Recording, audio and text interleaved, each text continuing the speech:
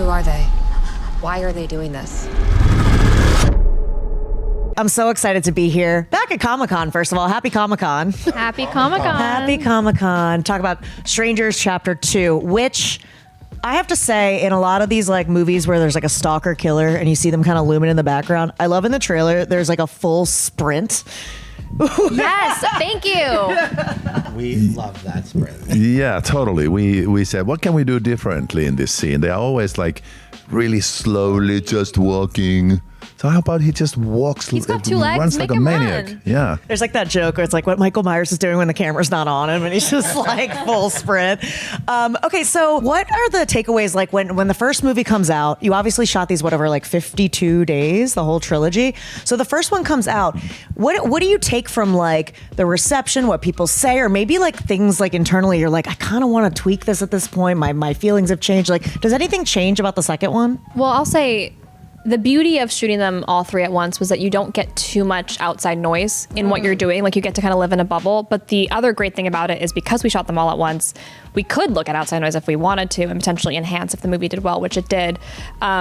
It was really interesting to see what people had to say. I think I expected Chapter 1 to go as it did online, which is that, I mean, it was a straight remake, obviously, but you can't really do what we want to do in 2 and 3 without setting up the layers from movie 1, which we totally expected. And we were able to use the information we got from fans to inform our decisions moving forward in 2 and 3 in editing and enhancement shoots in a way that I think only made the trilogy, the chapters, better and stronger. Yeah, I would say for a director, it was an incredible opportunity to, first of all, shoot them all together and not shoot one and then wait 5 years and shoot another one and everybody has turned into a completely different person and so on, but really stay in a bubble because these are not really sequels. This is like one long 4.5-hour movie, just split into 3 chapters, and then being offered a chance to be able to enhance the movie. And of course, you know, we are consumers just like the audience. We watch the movie with them and we listen to them and we learn from them and we learn ourselves when we see the movie put together. And to be able to go back and say like, okay, let's emphasize this a little bit. Let's explore this a little bit. It's like the greatest gift, greatest joy to be able to do it. Absolutely. And now it's not officially 52 days anymore because we did enhancements for 2 and 3. So I think I would put it somewhere between 75 and 80 now.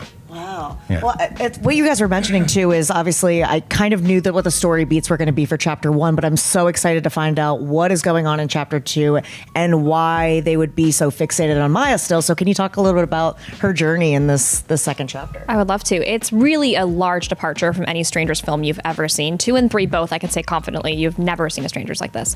Maya is almost a case study in how far do you have to push somebody for them to break?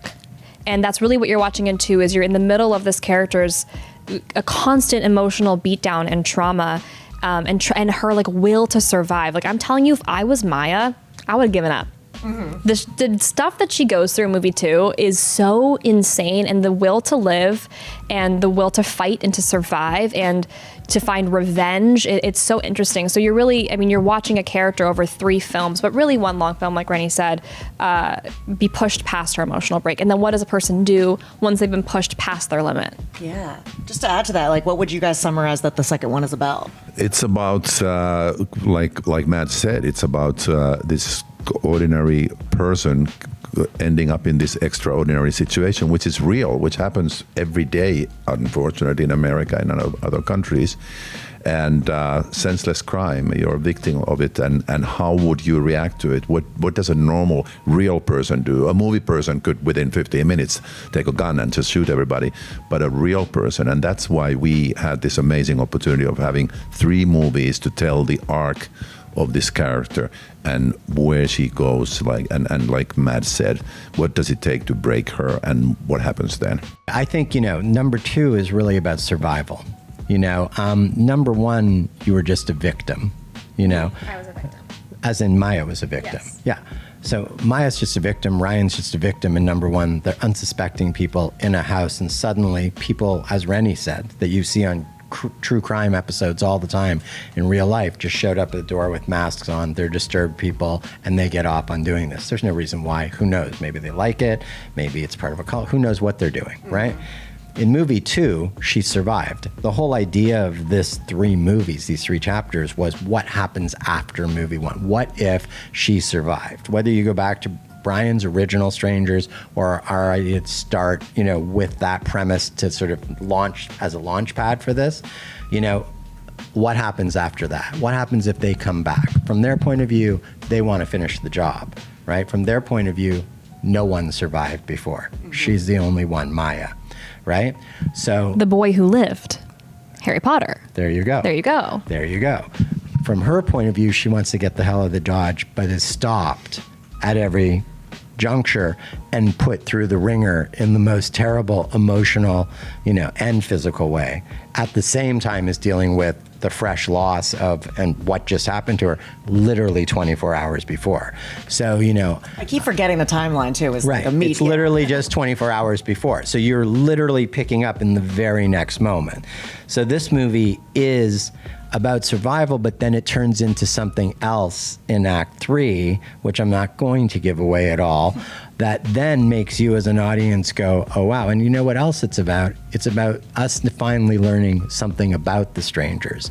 And not like whether their name is Fred or Sally, and they go to this place and they like the bar on Saturday night, Fred and or any Sally. other, nothing like. I'm using stupid examples, but whatever. We approach that in a very different way because it's a very tough and touchy subject, because we all know everybody really loved the idea that there was no reason.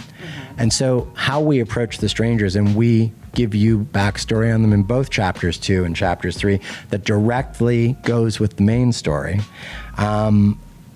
We don't go away from what they do is always a random act of violence. All we give you is sort of how they became what they are. I also think it's important to note that our mystery is not who these people are either. That's not the interesting part of the story. It's the character development of somebody who's gone through so much and how they end up where they end up. And also the place. Sorry, I just wanted to say the last thing was the place. This small town of 400, just under 500 people, where all of this happens, is also a very strange and interesting place, which you learn a lot more about in 2 and then in 3. What I was just going to say, exactly the same thing, which is the first movie is a home invasion movie and all happens in a cabin.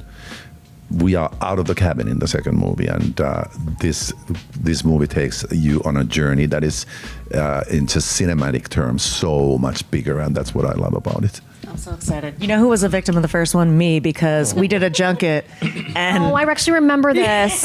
Oh, and they came in and they scared came in you. behind me.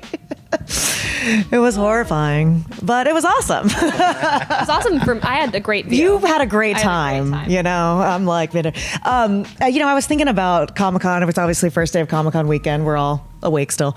But I was thinking, I always felt like for so many years, Riverdale was like the finale event of Comic-Con. Does that do the feelings come back when you come here? Yes, And I was in a Sprinter van driving here, and as we pulled up to the Hilton Bayfront, I looked around for my friends. And then they weren't, I have my friends. These are my friends. But I didn't have my Riverdale cast. This is my first Comic-Con sans Riverdale, and it's definitely strange walking around without my crew. oh my gosh. Because we had so much fun. It was such a Yeah. fun time, and they're not as fun. Just kidding. Love you guys.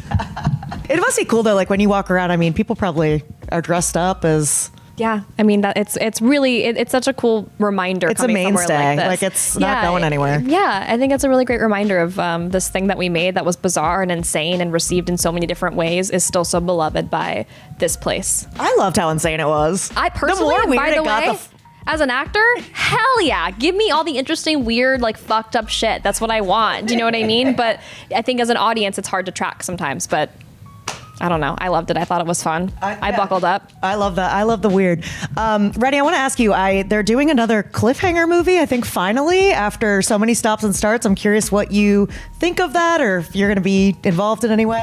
That's a long question and long answer, but I'll keep it short. Okay. I think it's, personally, there's no greater honor than somebody saying, your movie was successful or interesting enough that we want to remake it to a new generation. And I wish them luck, and I hope that they're going to do great.